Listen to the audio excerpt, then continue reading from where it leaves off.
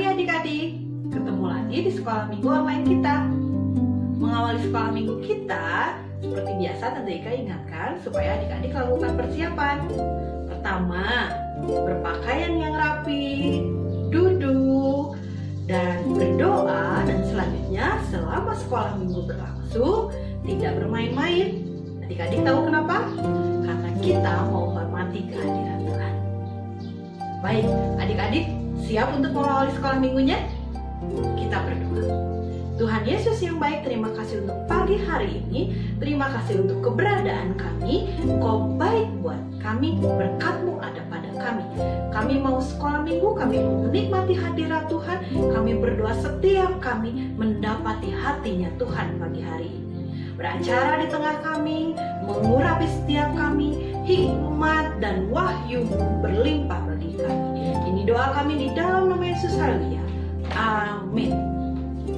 Adik-adik, ada yang pernah tahu cerita bagaimana mutiara terbentuk? Nah, Tante Ika mau tunjukkan sebuah video bagaimana mutiara terbentuk. Adik-adik simak sama-sama ya. Ini dia.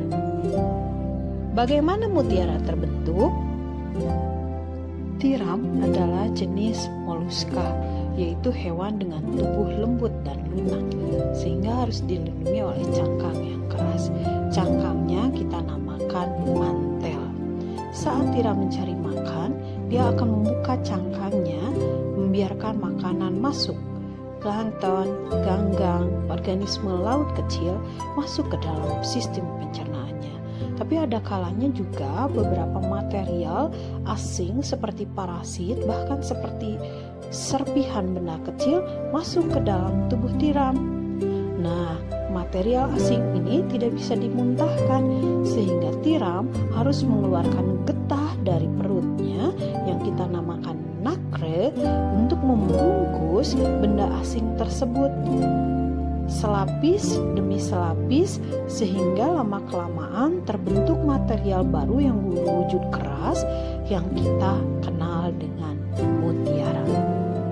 Kita lihat tadi sama-sama bahwa mutiara terbentuk itu mengalami proses. Waktu itu mungkin ada benda yang masuk ke tiram, dan itu membuat tiram merasa sakit, merasa tidak nyaman. Apa yang dilakukan oleh tiram? Dia mengeluarkan kelenjar menutupi benda asing itu, dan akhirnya kelenjar itu memadat. Yang kita kenal mutiara. Mutiara itu mahal harganya. Mutiara itu cantik, indah dilihat. Sering digunakan untuk perhiasan. Tapi kita lihat prosesnya ternyata tidak enak. Nah, apa yang kita pelajari dari sini? Kita belajar bahwa untuk dapatkan sesuatu yang berharga, kita harus mengalami proses. Kita harus mengalami pembentukan. Kita harus sabar dengan prosesnya. Nah, berbicara tentang sabar, tentang proses yang kita hadapi, di Alkitab diceritakan tentang seseorang yang sangat sabar dengan proses yang dialami dalam hidupnya. Dia mengalami banyak tekanan, dia mengalami banyak masalah, tetapi dia tetap sabar. Akhirnya dia dapat hasil yang baik dalam hidupnya. Kita saksikan sama-sama ya. Ini dia cerita Alkitabnya.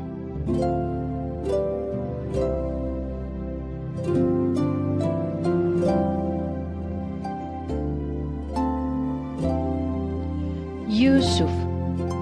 Yakub memiliki 12 anak laki-laki dan 1 anak perempuan. Yusuf adalah anak yang dilahirkan oleh Rahel. Setelah Rahel melahirkan adik Yusuf, yaitu Benyamin, Rahel meninggal. Yakub sangat mengasihi Yusuf lebih daripada saudara-saudaranya. Suatu hari, Yakub memberikan hadiah kepada Yusuf. Yakub memberikan hadiah jubah yang maha indah. Yusuf senang sekali menerima hadiah dari ayahnya. Tetapi saudara-saudara Yusuf tidak suka. Mereka tidak suka Yusuf menerima hadiah dan ayahnya sangat sayang kepada Yusuf. Itu membuat mereka benci kepada Yusuf. Suatu malam Yusuf bermimpi. Di dalam mimpinya dia melihat berkas-berkas gandum abang-abangnya itu menyembah kepadanya. Juga dia pun bermimpi bahwa ada 11 bintang, matahari, dan bulan yang sujud menyembah kepadanya. Dia bercerita kepada saudara-saudaranya tentang mimpinya. Saudara-saudaranya semakin tidak menyukai Yusuf karena mereka berpikir Yusuf ingin menjadi pemimpin atas mereka. Mereka cemburu kepada Yusuf.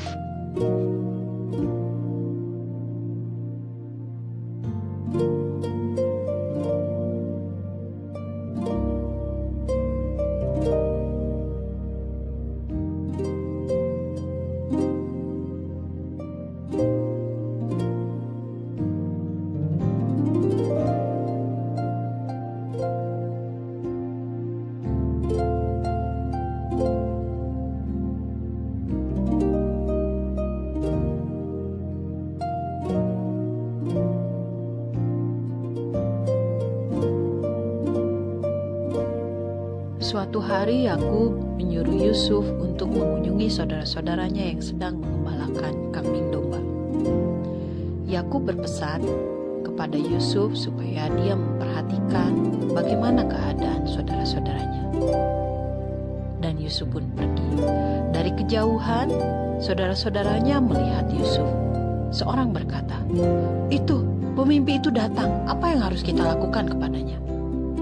Ada yang berkata, "Kita bunuh saja dia." Tapi Ruben berkata, Jangan kita bunuh dia.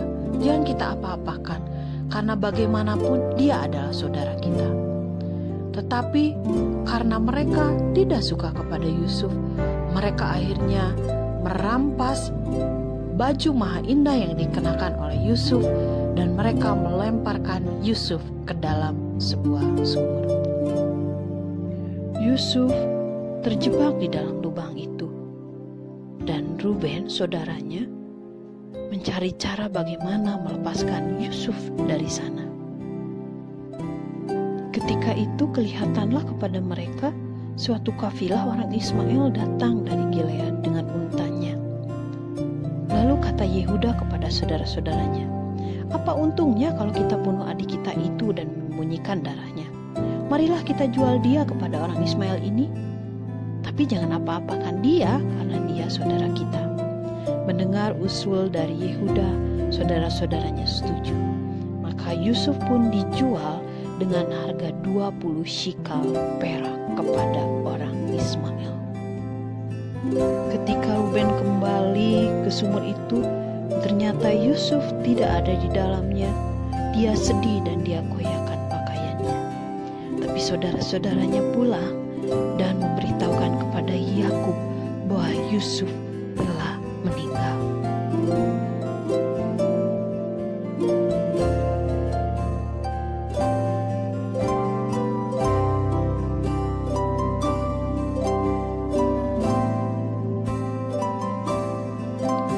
Adapun Yusuf, dia dijual oleh orang-orang Midian ke Mesir kepada Potifar, seorang pegawai istana Firaun, kepala pengawal raja.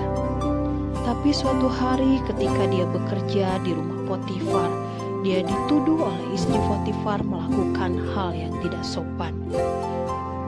Dan karenanya Yusuf dipenjarakan oleh Potifar. Di penjara dia bertemu dengan juru minum raja dan juru roti raja. Suatu hari keduanya bermimpi, baik juru minum maupun juru roti raja. Mereka menceritakan mimpinya. Juru minum berkata bahwa dia melihat ada pohon anggur di depannya, dan pohon anggur itu ada 3 caranya. Baru saja pohon anggur itu bertunas, bunganya sudah keluar dan tandanya penuh buah anggur. Dan Yusuf berkata bahwa arti mimpimu adalah 3 hari lagi kau akan dikeluarkan dari penjara dan kau akan kembali melayani Firaun. Mendengar arti arti mimpi yang baik, juru roti raja juga bercerita tentang mimpinya.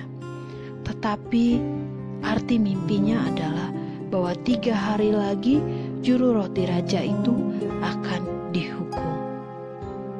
Dan terjadilah seperti yang Yusuf katakan. Ketika hari kelahiran Firaun, juru minum raja itu dikembalikan ke posisinya, tetapi juru roti itu dihukum raja. 2 tahun berlalu, Yusuf tetap dalam penjara. Juru minum raja itu lupa kepada Yusuf. Tapi suatu hari Firaun bermimpi, dan mimpinya membuat dia gusar. Dia berkata kepada ahli-ahli mimpi di kerajaan Firaun supaya menerjemahkan mimpinya, tetapi tidak ada yang bisa. Pada saat itu, juru minum raja teringat kepada Yusuf. Dia mengatakan cerita tentang Yusuf. Tanpa berlama-lama, Firaun menyuruh memanggil Yusuf menghadap kepadanya. Lalu berkatalah Firaun kepada Yusuf, "Dalam mimpiku aku berdiri di tepi sungai Nil, dan aku melihat ada 7 ekor lembu yang gemuk badannya. Sementara itu keluarlah 7 ekor lembu yang kurus, kulit memalu tulang. Lembu yang kurus dan buruk itu memakan lembu yang gemuk. Tetapi walaupun dia memakannya, badannya tetap sama saja, seperti tidak makan apa-apa. Lalu aku bermimpi pula, ada tampak 7 bulir gandum yang gemuk, berisi dan baik. Tapi kemudian tampak juga tumbuh 7 bulir yang kering, kurus dan layu. Bulir yang kurus itu memakan 7 bulir yang baik tadi. Lalu Yusuf menceritakan kepada Firaun arti dari mimpinya. Mimpi paduka sama. Kedua mimpi itu memiliki arti yang sama. Dan kalau sampai 2 kali Allah memberikan, berarti Allah akan melakukannya dengan segera. Artinya adalah akan ada 7 tahun kelimpahan di tanah Mesir. Tetapi kemudian akan ada 7 tahun kelaparan, kekeringan yang terjadi di negeri ini. Dan kekeringan itu akan membuat kelimpahan yang terjadi di tanah Mesir tidak berbekas lagi. Oleh sebab itu baiklah tuanku Firaun mencari seorang berakal budi dan bijaksana dan mengangkat menjadi kuasa atas Mesir, supaya dia mengelola 7 tahun masa kelimpahan itu, supaya ketika 7 tahun masa kekeringan ada persediaan makanan di Mesir.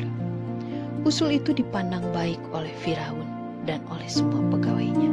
Lalu berkatalah Firaun kepada pegawainya, "Mungkinkah kita mendapat seorang seperti ini, seorang yang penuh dengan roh Allah?" Dan karenanya Firaun mengangkat Yusuf menjadi kuasa atas Mesir. Dan benar seperti yang Yusuf katakan, terjadi kelimpahan selama 7 tahun di tanah Mesir. Yusuf menyimpan sebagian hasil panen dalam perbendaharaan kerajaan. Tapi setelah lewat 7 tahun, terjadi kekeringan di mana-mana. Orang tidak dapat memanen hasil tanamannya. Tetapi di Mesir ada makanan.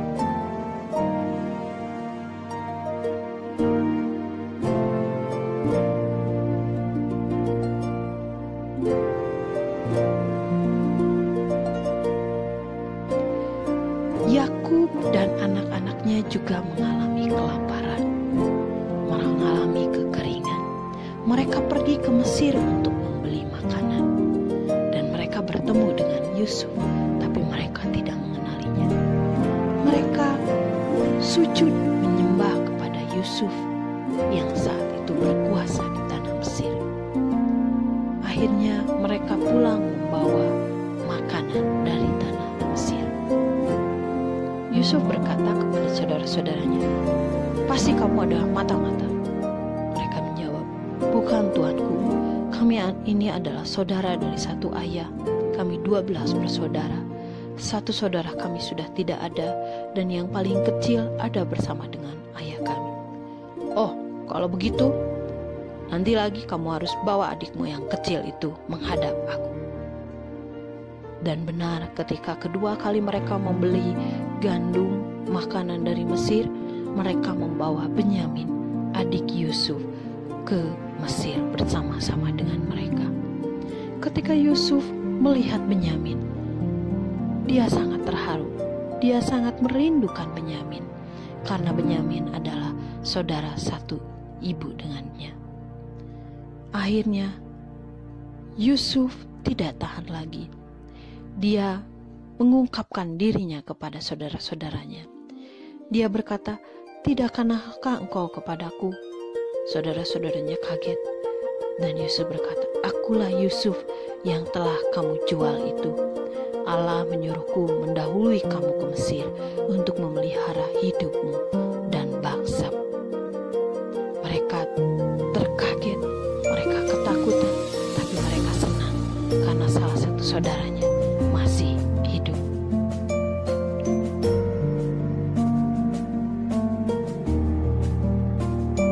Adik-adik, setelah menyaksikan video dari cerita Alkitab tadi, apa yang adik-adik pelajari? Adik-adik menyaksikan bagaimana hidupnya Yusuf itu tidak mudah. Dia harus mengalami dibenci sama saudara-saudaranya. Dia mengalami dijual. Dia mengalami difitnah. Dia mengalami dipenjara. Dia mengalami tidak punya kawan. Tapi Yusuf memberi teladan kepada kita, supaya ketika hal tidak baik terjadi dalam hidup kita, kita tetap punya hati yang sabar. Kita tetap terus berharap kepada janji-janjinya Tuhan. Kita belajar dari Yusuf. Belasan tahun dia mengalami hal tidak baik, tetapi pada waktunya Tuhan, dia diangkat tinggi. Dia mengalami penggenapan janji-janjinya Tuhan. Adik-adik mau mencontoh kehidupan Yusuf? Aku gak punya teman. Aku sering difitnah. Aku mengalami hal tidak baik. Satu kata tadi kamu sampaikan: sabar. Sabar dengan proses yang kamu hadapi. Sabar dengan semua hal yang rasa yang tidak nyaman yang kamu hadapi. Pada waktunya Tuhan, kamu akan rasakan pengenapan janji-janji Tuhan. Mau mengalami janji Tuhan? Kita berdoa, kita tutup sekolah minggu ini. Tuhan Yesus yang baik, terima kasih untuk pagi hari ini. Kami belajar dari tokoh Yusuf di Alkitab. Kami melihat bagaimana hidupnya banyak mengalami hal tidak baik, tapi Yusuf terus sabar, terus berharap kepada Tuhan, terus mengandalkan Tuhan. Pagi hari ini kami berdoa, kami mau seperti Yusuf. Ketika kami mengalami masa-masa sulit, kami tetap sabar, kami terus berharap kepada Tuhan, kami terus mengandalkan Tuhan, dan kami percaya kami akan mengalami penggenapan janji-janji Tuhan. Kami berdoa pagi hari ini, berlimpahlah kesabaran bagi setiap kami, bagi hamba-Mu, bagi adik-adik yang menyaksikan tayangan ini. Kami berdoa kesabaran dari Tuhan itu berlimpah bagi setiap kami, sehingga setiap kami boleh sabar ketika kami mengalami setiap proses demi proses dalam hidup kami. Terima kasih Bapa di surga untuk pagi hari ini. Kami berdoa pagi hari ini juga memberkati studi kami, sekolah kami. Kami berdoa setiap adik-adik yang menyaksikan tayangan ini menjadi adik-adik yang pintar, yang cerdas, karena Allah sendiri yang mengaruniakan kecerdasan bagi kami. Kami juga berdoa untuk orang tua kami, papa mama kami, usaha, pekerjaan mereka diberkati, sehingga setiap kami boleh mengalami kelimpahan, hidup dalam kelimpahan seperti yang Tuhan janjikan. Tidak ada yang mengalami kekurangan, tapi kami boleh jadi berkat. Kami hidup dalam kelimpahan, kami berkesempatan membagi apa yang kami miliki dengan orang lain. Kami berdoa juga memberkati bangsa dan negara kami. Kami katakan kami mengasihi Indonesia. Kami katakan shalom bagi Indonesia, damai sejahtera bagi Indonesia. Indonesia menjadi negara yang maju, negara yang kuat, negara yang mencintai Tuhan, negara yang sungguh-sungguh mengutamakan Tuhan di atas segala sesuatunya. Dan kami berdoa dilahirkan